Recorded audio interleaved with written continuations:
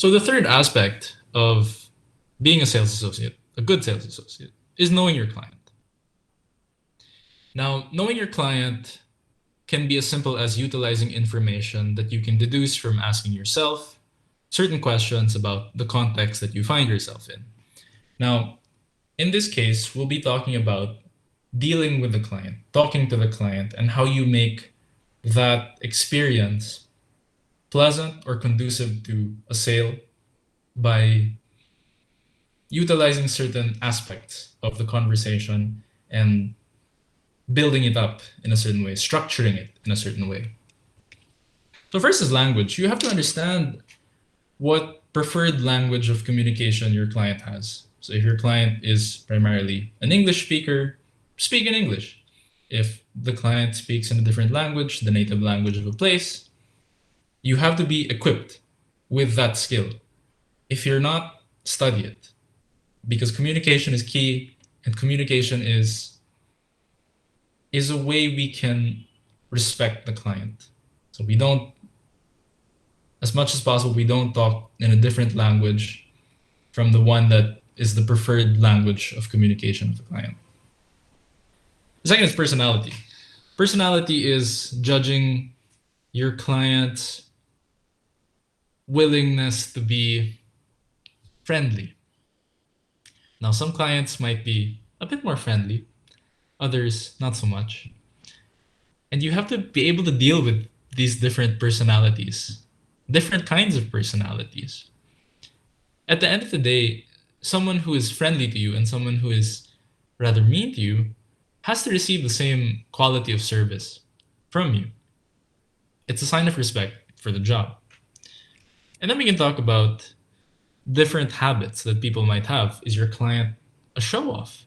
Does your client like flaunting things? Or is your client very conservative and low-key, prefers to fly under the radar?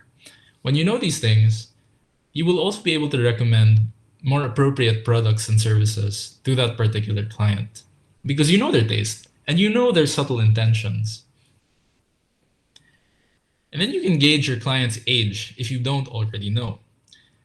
I wouldn't ask ever what the client's age is. You just figure it out. Context clues. And why this is important is because for the most part, older clients are less willing to try new things. So you have an approach for them. Whereas younger clients are more willing to try new things. Take, for example, the color navy in the context of the Manila market. You'll notice that most men, when they hit the age of 35, they start wearing less lively colors. They start settling on navies and blacks. When they start settling, it's a pretty straightforward sell. Anything you try to sell them, you try to sell it in the most toned down, conservative color and shade that you have. They probably wouldn't ask for anything else. Now, say for example, you're selling one jacket. It comes in navy and it comes in red, a bright red. For the older client, your first course of action is to sell the navy. For a younger client, you will try to sell the red one. It's just a normal way of doing things. Now, again, this is a bit of a hasty generalization. So what we're saying here today is generally that's the case. That the older the client gets, the more conservative, the more unwilling they are to try new colors, new products, new styles.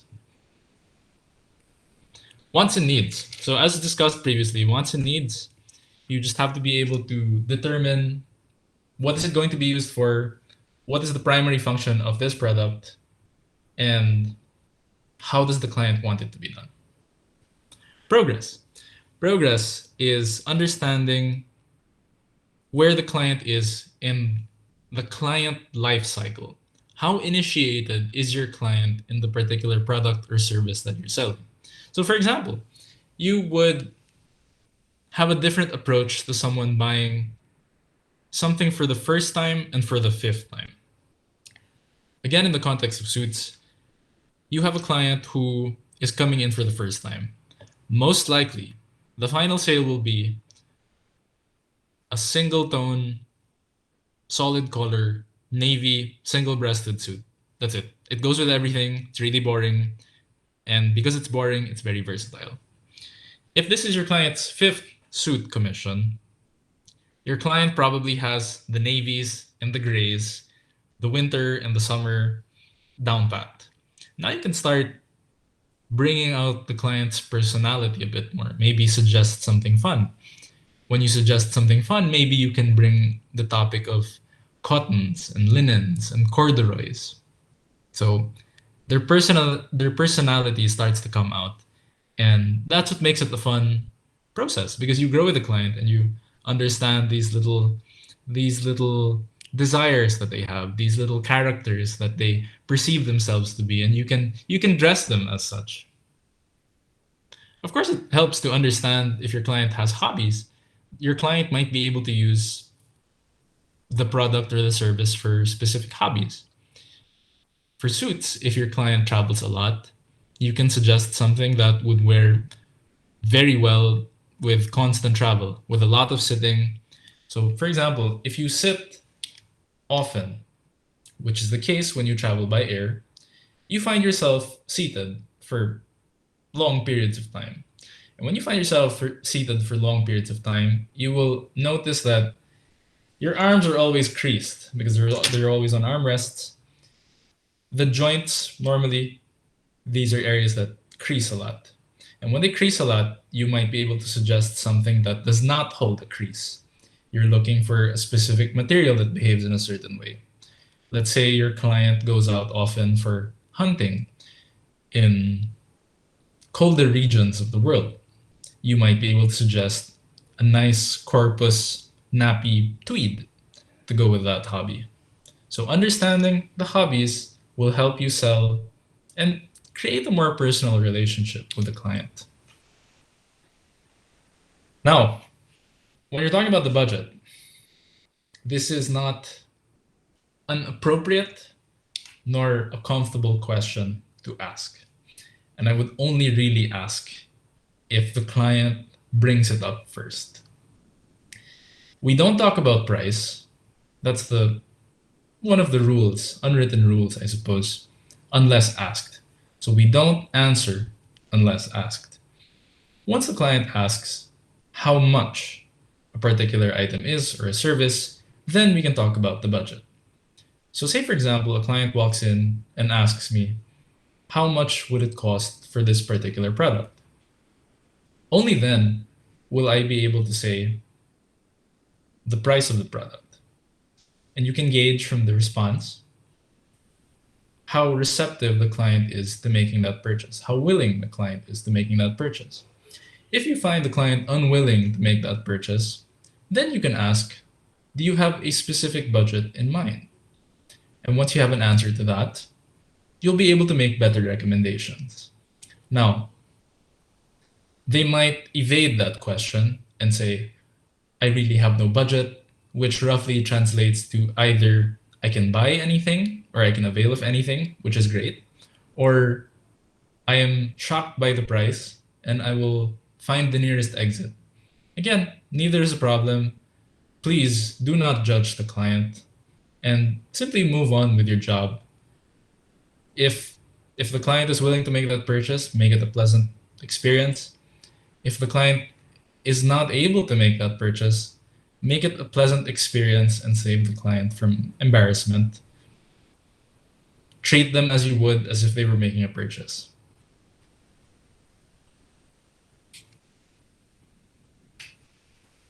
Client stereotypes.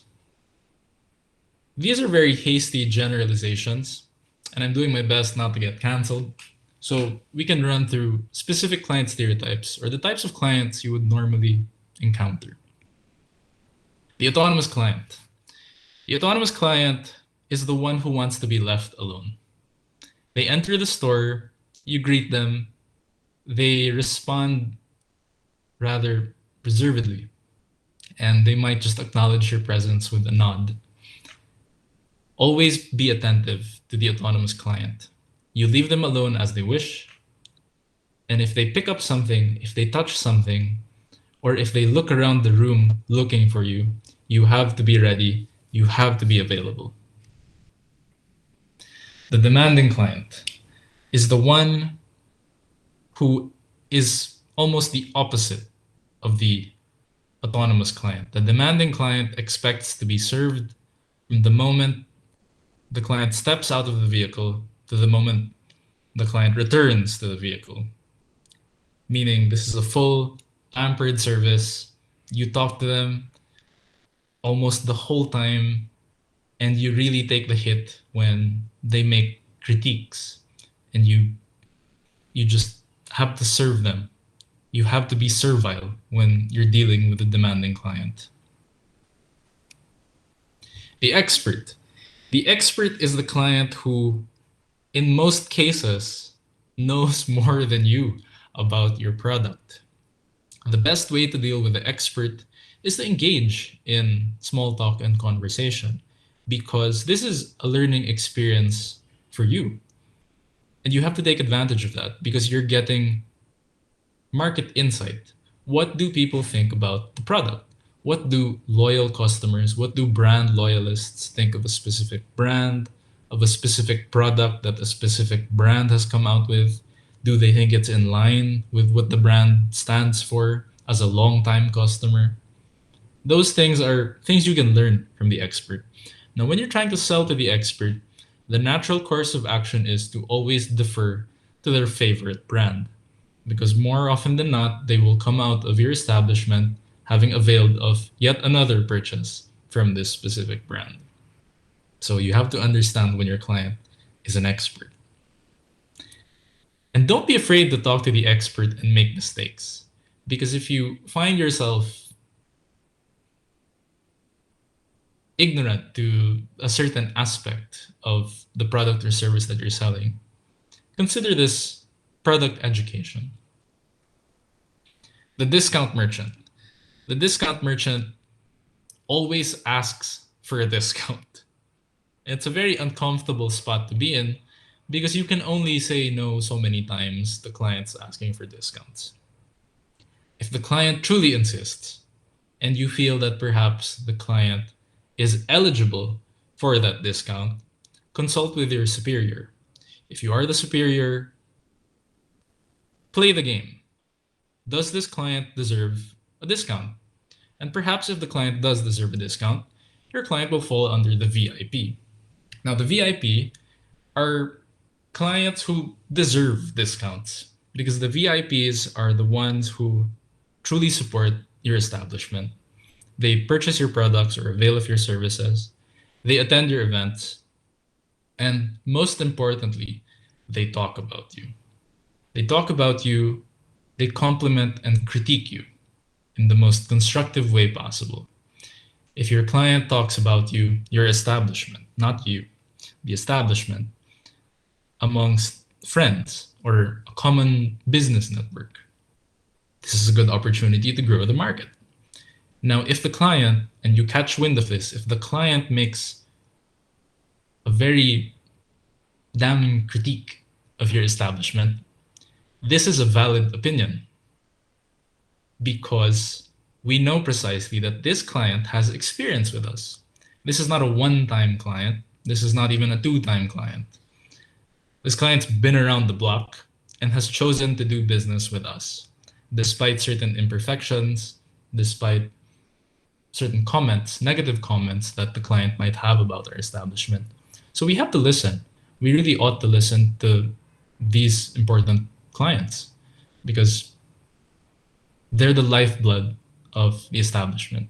They're the ones who will bring their children, who will encourage their grandchildren to continue business with our establishment. The short-tempered. So the short-tempered might overlap with those other client stereotypes, but to keep it brief, the short-tempered client is the one most likely to shout at you while you're at your job, maybe even after, through the phone. Dealing with a short-tempered client is simple. You diffuse the bomb.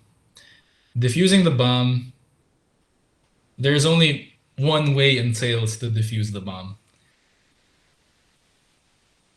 you let it go off. So if the situation is beyond saving, you have to let the client go off. You have to let the client shout, raise voices at you, and you have to take it on the chin. Call it occupational hazard. You're in luxury, you deal with very high demand clients, and rightly so.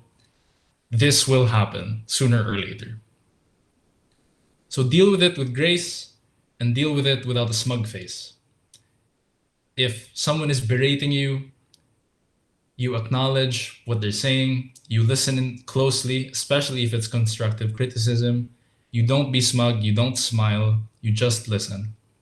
You let them finish, and once you let them finish, apologize with dignity, apologize briefly, and carry on with your work. The friend. The friend is a friend of someone in the establishment. So say, for example, I work in a team of 5 sales associates, and someone walks in, and I know that this person is a friend of my colleague. The best way to go about this business is if your colleague, who is the friend, if your colleague is available, you defer the conversation, the sale, to that colleague, precisely because they have a pre-existing relationship, and it is a sign of respect also for your colleague that one of his or her loyal clients always has to be deferred to him or her.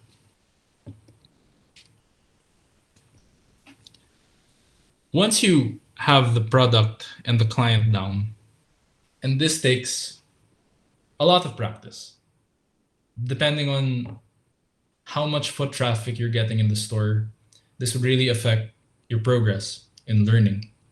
But once you know your product and once you understand who your client is, now you can go beyond the scope of that work by studying the environment, the context that you find yourself in. So you must be able to control the room. Now, controlling the room might vary. So for example, if you're controlling a small store that's nothing larger than 120 square meters, that's a simpler task than having to manage perhaps an entire floor if you are working in a department store. So you have to gauge how prepared you are for certain environments and certain levels of foot traffic. You have to be prepared. If you're not prepared, you will have incidences of theft and you will have incidences of clients being unattended to for long periods of time, longer than what you would normally like. Let's talk about the basic ideas of what you need to be able to control the room. One is cleanliness, and that goes hand in hand with orderliness.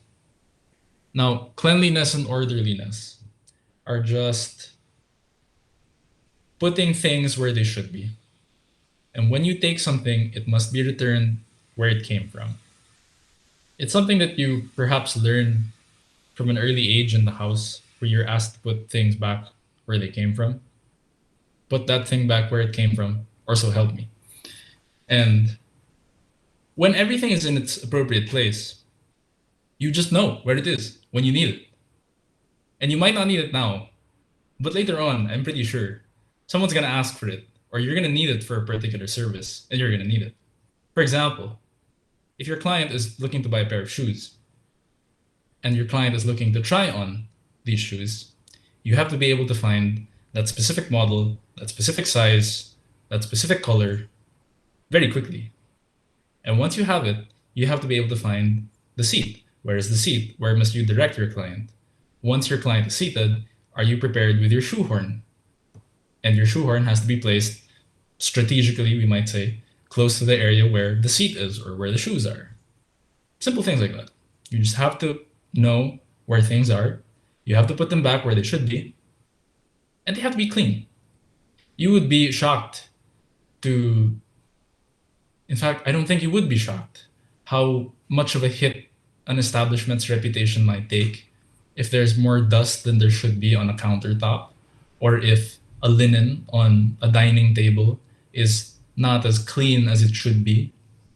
These are all things we should watch out for. And these are all things that we should very closely control. Service accompaniments. Now, service accompaniments are part of the luxury experience. When you make a human experience more pleasant, it's as simple as providing a glass of water or having that extra fine touch when you fit on a jacket and you touch the shoulder, a slight touch to the shoulder, a slight touch to the arm, to make them feel that you're really taking care of them. And of course, if they come with a group, you have to serve the people who are waiting for them. So take, for example, a client who comes in with his spouse.